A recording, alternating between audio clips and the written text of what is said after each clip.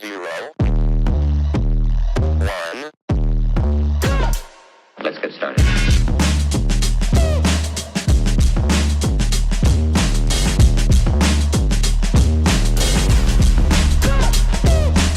Why they stopping me? Bye, crypto bro.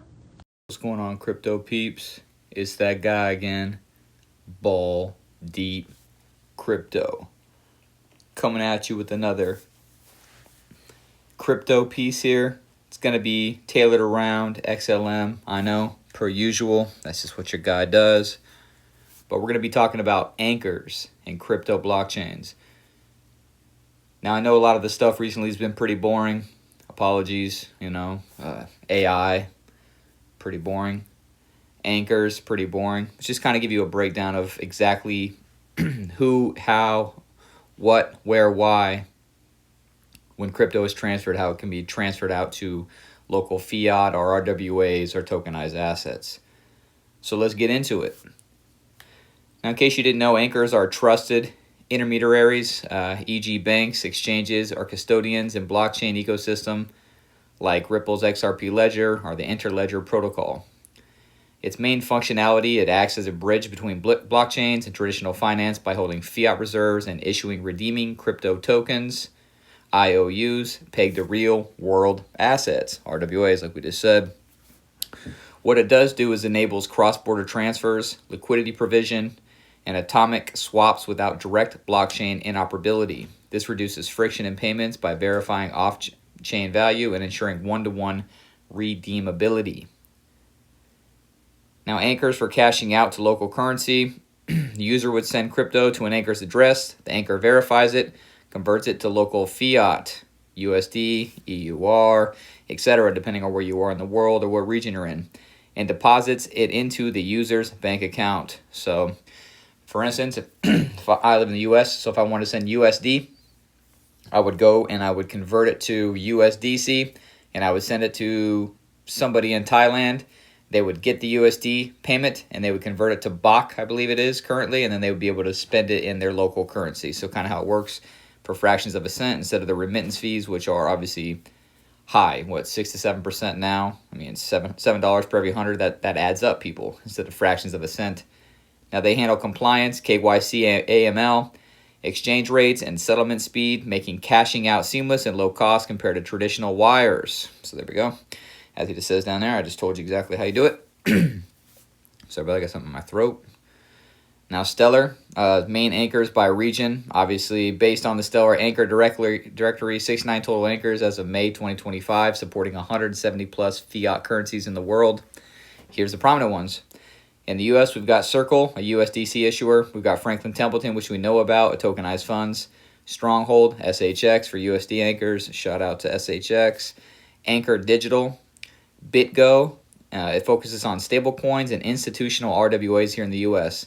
Now, in South America, they got Anclap, Argentina. Etherfuse in Argentina, which does tokenized bonds. Mercado Bitcoin, which is Brazil. Nova, which is Mexico. And it focuses on local fiat on-ramps for remittances. So people sending back money home and trying to get it to their families. So trying to save their families, like I said, about $7 per every 100. So that adds up. Don't make dollars. It don't make sense. That's why we're here, people. Now, Asia. And that's Alchemy Pay, GMO Trust in Japan. We've got Banza in Asia Pacific. We got PASM in Thailand. Its focus is cross-border payments in high remittance corridors like the Philippines and India. Again, Stellar, trying to be the bridge, be the go-between, trying to be the seller of money for cheap for people who are tired of, like I said, remittance fees in the trillions per year, billions. So big opportunity, big market if they can capitalize on it. That's what they're trying to do. Now, we've got Africa as well, Mykobo in Nigeria, ClickPesa in East Africa for mobile money, Yellow Card, BitPesa, now obviously in Africa, and most of these places in the world, honestly, mobile wallets and the unbanked are the people that they're kind of shooting for here. Now, 5 biggest anchors globally by volume was MoneyGram with 4.2 billion USD remittances. Circle USD on Stellar was 3.5 billion, circulating supply of 0.17 billion. Mercado Bitcoin in South America, 2.1 billion. Latin remittance corridors. Alchemy Pay in Asia, which is 1.8 billion. Fiat crypto ramps in Southeast Asia. And Yellow Card in Africa, which is 1.2 billion. Mobile remittances in Saharan Africa. Obviously, as you know, it's got the low fees, 0.00015, full remittance, 0.5 to 1%, processes 13.6 billion annually currently with Stellar. So as you can see, there's plenty of meat left on that bone. Let's go Stellar. Now, traditional costs, global average is 6.5%, $13 on 200 tax. I mean, that's a lot of money, people. That adds up. Now, that's per the World Bank data of 2025. Now, the potential with crypto, stablecoins, global remittances was $828 billion in 2025. At 1% fees versus 6.5% annual savings, that's $39 billion in savings. Billion, people. For Stellar scale, $13.6 billion. Savings is about $700 million a year versus traditional and the traditional ways of doing it now. Stablecoins like USDC on Stabler enable 95% fee cuts in high-volume corridors, US to Latin America, 7% to 5%. So you can see, Stellar sees the niche. They see a stress point on people's finances, and nobody likes to send $200 and lose 13 of it in fees. That's conversion, everything else is a lot of money. So, you can see where this has this potential, right? This is what it's all about. Potential, people.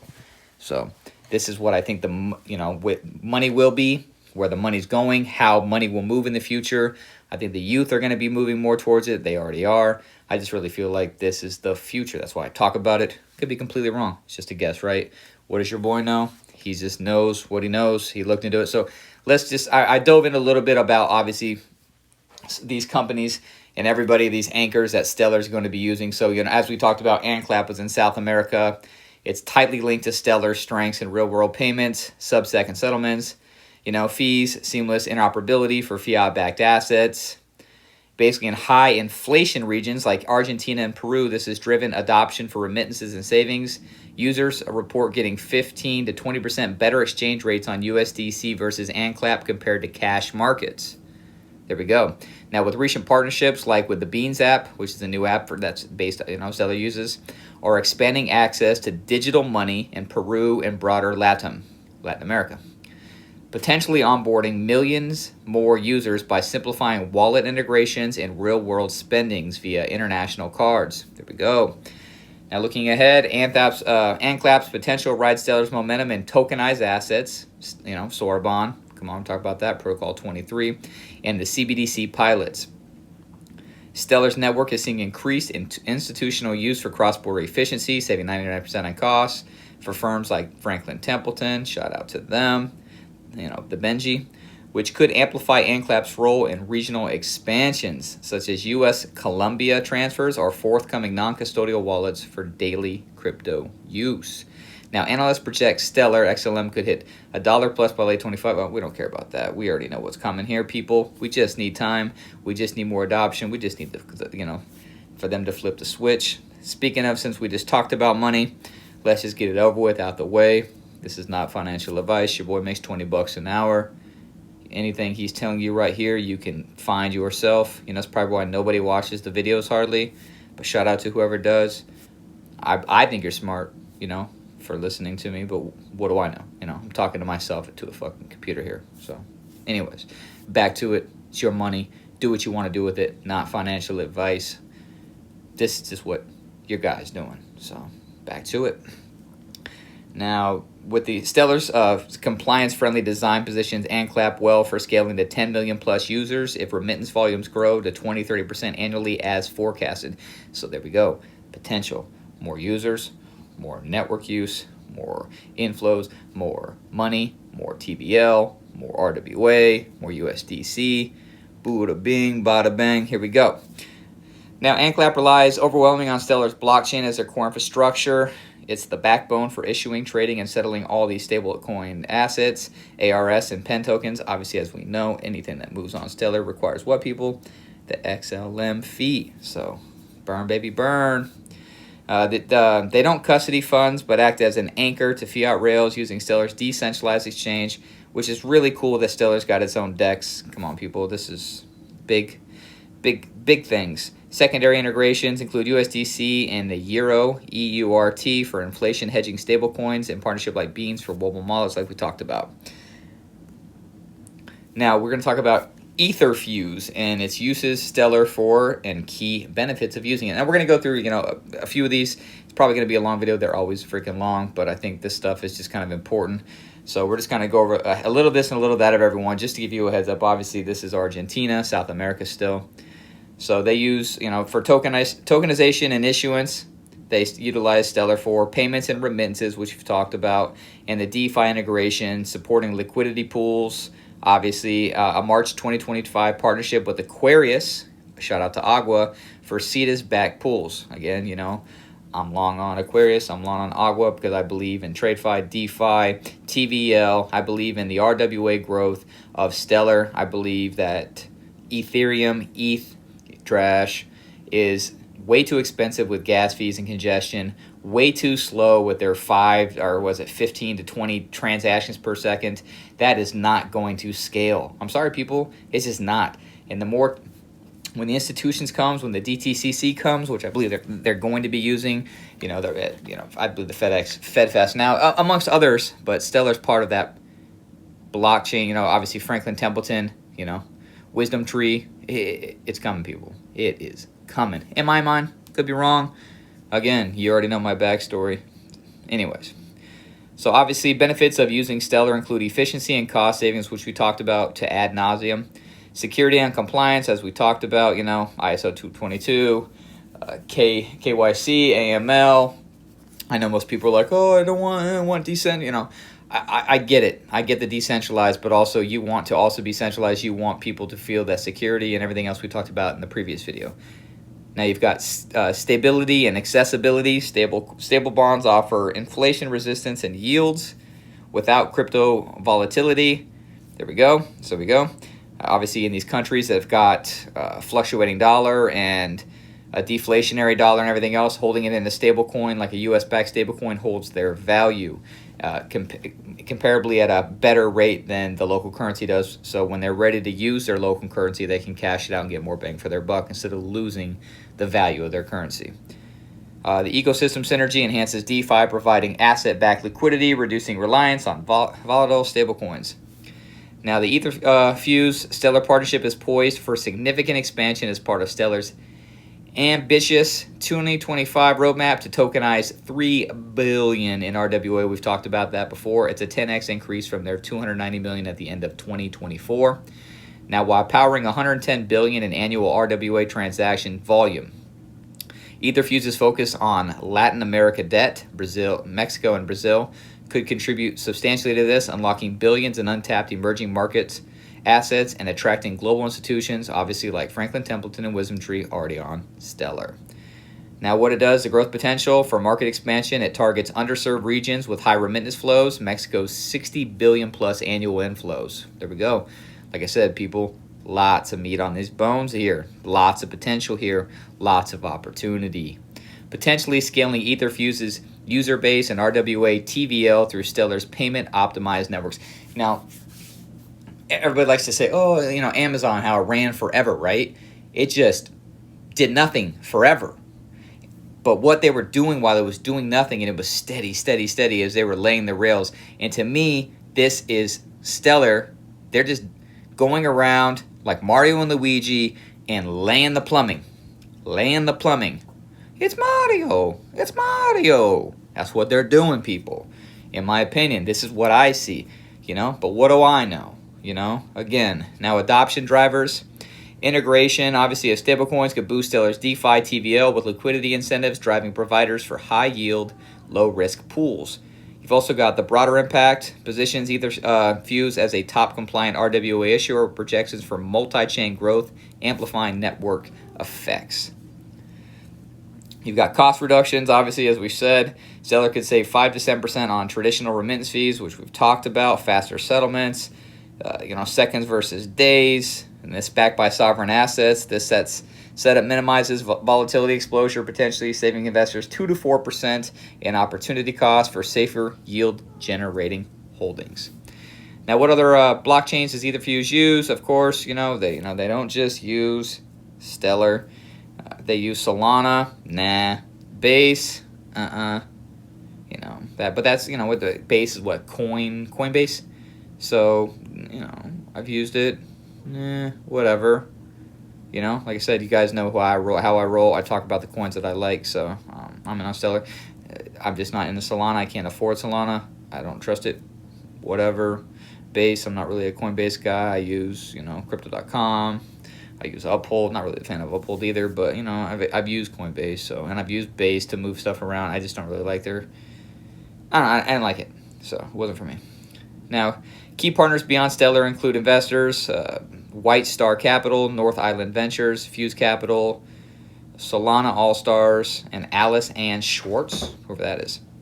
Now, operational, you've got Braille for MXNE onboarding, Aquarius, shout out to Agua for liquidity pools, and regulatory collaborators in Mexico for compliant issuance. The multi-chain approach maximizes reach while leveraging Stellar strengths and payments and RWAs, which we keep talking about. We believe that we, the royal we, believe that Stellar is going to be the big dog on the porch. If you've seen that video about Ethereum and Stellar, I believe Stellar is going to be the big dog on the porch sooner than later, within the next 10 to 15 years. I don't care. I'm tired of this. Oh, it goes as Bitcoin goes. Oh, it goes as Ethereum goes. Why does it got to go in that cycle? I don't believe it. Anyways, all right. Now let's get into Pass and Pay. So this video is going to be super long. Sorry about this. Now this is for Thailand and Asia, obviously. Now, the integration positions Pass and Pay and its clients for significant expansion in the $2 trillion plus global remittances and $300 billion in real estate markets. We keep talking about the real estate market, but I think we said it was like $797 billion. So we're crypto. These numbers are all over the place. Who knows, people?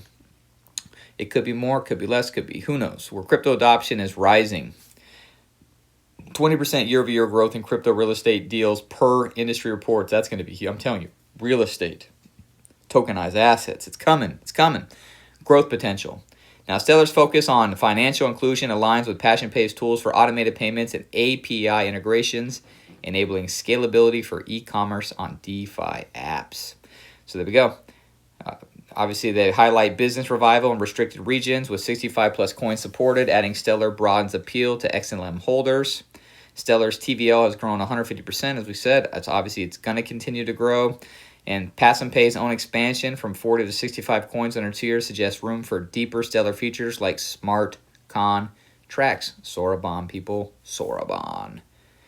All right, savings. Businesses reported 70 to 80% fee reductions on international transfers versus 3 to 7% SWIFT fees, with instant processing cutting opportunity costs. For mid-sized real estate firm handling $1 million a month in deals, this could save $50,000 plus annually in fees alone, plus faster cash flow for reinvestment. Do you see that, people? These aren't small. It was like when Franklin Templeton came on and they did the 50,000 assets, and no matter what it did, it cost them that traditional dollar fee, no matter what, not including the back end clerical plus the accounting on it, right? Just a nominal fee of $1, so it cost them 50,000. They tokenized those assets and did the same 50,000 transactions on the Stellar blockchain. It cost them like $130. Come on, you know what I mean? That's the future. People aren't gonna pay 50,000 when they can pay 130. It's happening. It's happening. Now, who else do they use? Bitcoin, Ethereum, trash, Tron, whatever. Binance Smart Chain. First off, Binance dumping on people on those longs. You could suck a dick up. Hiccup. Ripple XRP. Shout out to Ripple. I'm a fan of theirs. Cardano. I used to have Cardano. Whatever. I'm not. Charles Hawkinson. I'm not against it. Litecoin, old school. Bitcoin Cash. I've seen people like it, but I don't know what it. Doge. It's a meme coin, I guess. But who knows? It might have. Solana. Nah. Anyways, Polygon. Just a few others. Now we're going to talk about Banzia. I don't know if I said that wrong or not. It's Asia. Obviously, it's going to be using Stellar, and every time we talk about is how it's focused on Stellar, so I don't have to keep bringing that up. Now, for on-ramping, it's for converting fiat currencies via credit card payments, Apple Pay, Google Pay, and local payment methods into Stellar native assets like XLM and USDC. Now, for off-ramping, it allows users to cash out XLM, USDC, or other assets into fiat currencies. Its ecosystem integration, supporting wallets and applications built on Stellar, such as Lobster, shout out to Lobster, and the Beans, which is a DeFi app. This enables these platforms to embed Banxia's payment rails directly, streamlining user experiences for global transactions. It lists XLM as fully supported cryptocurrency on the Stellar blockchain and its documentation, allowing transactions across 130 countries. So there we go. That is a broad spectrum. This integration is particularly prominent in the Pi network ecosystem. Shout out, there's a guy at my work who was mining Pi forever. Then it finally went, so we got a little bit of cash. Shout out to you. Starts with a K. KW, you know who you are, my guy. Hope you made some money on that, G. All right, obviously. So now the potential growth and savings with this partnership. Obviously, we're about dollars and cents around here, people. What is this going to do for our bottom line? What does it potentially bring to our pocket, right? Now, Banxia plans to onboard more Stellar-based wallets and apps beyond Lobster and Beans, potentially tapping into Stellar's 180-plus country coverage and partnership with MasterCard for credential verification. This could boost Banxia's user base, especially in emerging markets. Now, the Pi network synergy. With Pi's massive community, tens of millions of users, Banxia's KYB approval for Pi sales in May 2025 could drive explosive growth. Stellar's role as the underlying network positions Banxia to capture a share of Pi's anticipated mainnet launch and token economy. Obviously, market trends. Stellar's focus on real-world assets, Sora Bond, Protocol 23, and stablecoins, obviously the USDC. PayPal aligns with Banxia's fiat crypto bridge, potentially increasing transaction volumes by 20 to 50% in cross-border use cases based on similar blockchain integrations. So there we go, cross-border. Stellar does everything, doesn't it? It just really does. It's got his hand in the freaking cookie jar. Get me a peanut butter cookie or a chocolate chip, my guy. All right, now it also, fiat services, other partnerships and integrations. It's obviously Ledger, Trust Wallet, MetaMask, Zengo. Exchanges, Ox, Bing, ByteFi, Bitmart, and BitPay. Pi Network, as we talked about, OnRamper, Simplex, just a couple. BTC.ca. Obviously, broader, it supports 80-plus blockchains. Ethereum, trash. Solana, nah. Bitcoin, trash. Bitcoin, beta test coin. Polygon, whatever. I don't really know much about Polygon. And 175-plus cryptocurrencies. So, there we go. Now we're going to go to MyKobo, which is obviously an Africa coin in Nigeria. Now what it's going to utilize Stellar for is issuing and managing EURC. As a Stellar anchor, it issues and redeems Circle's ERUC natively on the network, ensuring full reserves and transparency. On and off ramps. It facilitates instant SCPA deposits, withdrawals of euros into and out of the EURC, allowing users to convert fiat via bank transfers directly on Stellar. Cross-border payments, obviously Africa's got a lot of countries and wants to do business with Europe and so others. So it enables the EURC globally, where recipients receive local fiat and bank accounts, mobile wallets, or services like M-Pesa using Stellar's SEEP24, SEP6, SEP31 protocols. God, Stellar does everything. Love them. Now the DeFi and liquidity, it supports liquidity pools. Obviously, the EURC to USDC, XLM to EURC, Agua, shout out to Agua, to EURC for swaps and rewards, plus API integrations for developers building on Stellar's Sorabon smart contracts. That's where Agua could come in. Love Agua, people. I could be completely wrong on that. I'm guessing on it, but I just feel like if this comes the way I think it's going to come, Agua's going to be a player. We'll see about that, though. Now, wallet and app embeddings, obviously, it powers fiat gateways and Stellar native apps. This setup makes Stellar the primary rails for MyKobo's EU-focused operations, with expansions to other chains like Ethereum, Trash, and Solana, for broader reach. But again, they're all going to be multi-chain. They're all going to be connected. It's going to be all of them using each other. Obviously, potential growth and savings. We talk about this all the time. Now, the EURC transition unlocks liquidity across Stellar, Ethereum, trash. Avalanche, shout out to TK, he likes that. And Solana, nah. Potentially tripling Mycoba's user base by 2026 amid the $11 trillion stablecoin market. Stellar's focus on RWAs and Sorabon could integrate Mycobo into new DeFi projects via Stellar Community Fund grants. Here we go. I'm all for that. Now, with SCPA covering 36 countries, Mycobo targets the 150 billion plus cross-border payment sector, especially post MiCA regulations. Now, partnerships like MPouch and Flutterwave could add millions in emerging market volume.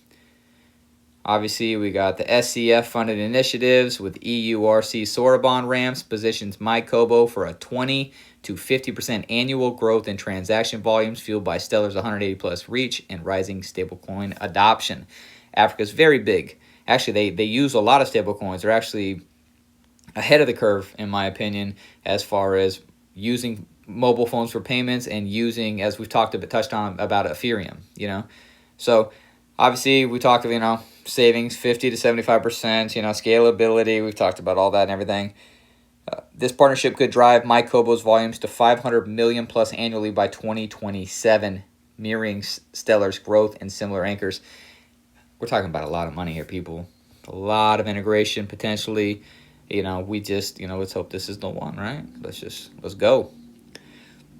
Now, obviously, Mycobo has other ones. The stablecoin issuer Circle for EURC issuances. Stellar native wallets, Beans, which you've talked about for DeFi, Lobster, Scopely, StellarX, Stellar Term, and XBull. MPouch is digital Euro digital payments. Flutterwave is in Africa remittances. ClickPesa, Remitv, and Centif. We've got exchanges in DeFi, Bitso, PDAX, N tokens, Orikey, Pendulum Chain, ERUC bridging. Obviously, a lot of this has to do with Europe and Africa bridging. Plus, Africa, goes across. There's a lot of different countries in Africa and a lot of different currencies. So we've got Honeycoin, on and on and on. MoonPay, which probably some of you guys know. So there we go. Now let's talk about Yellow Card. This is another one that was part of Africa and other countries. Now, Yellow Card is a Pan-African fintech company and the largest licensed stablecoin on-off ramp provider in Africa, enabling users to buy, sell, and transfer cryptocurrencies and stablecoins across 20-plus countries. It focuses on bridging traditional finance with digital assets, particularly for remittances and cross-border payments in emerging markets.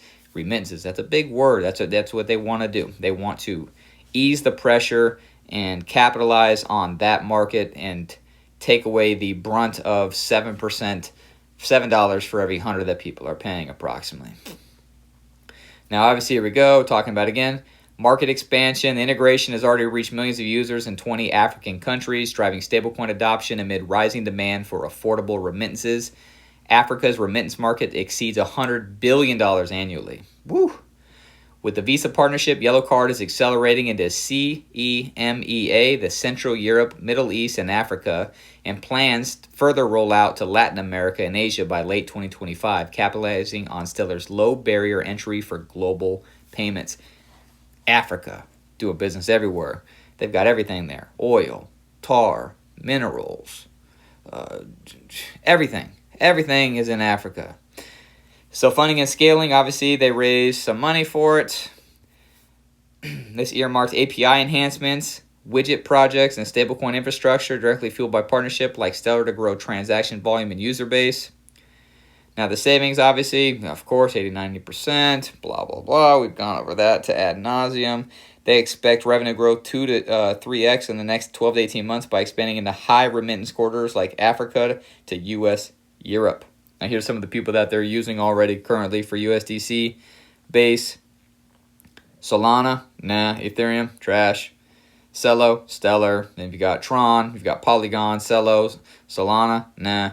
The ERC20 with ETH. So there we go. Bitcoin, Solana, nah. Cardano, Stellar, Ton, Celio, Sol, Ethereum, nah. Ripple, boom.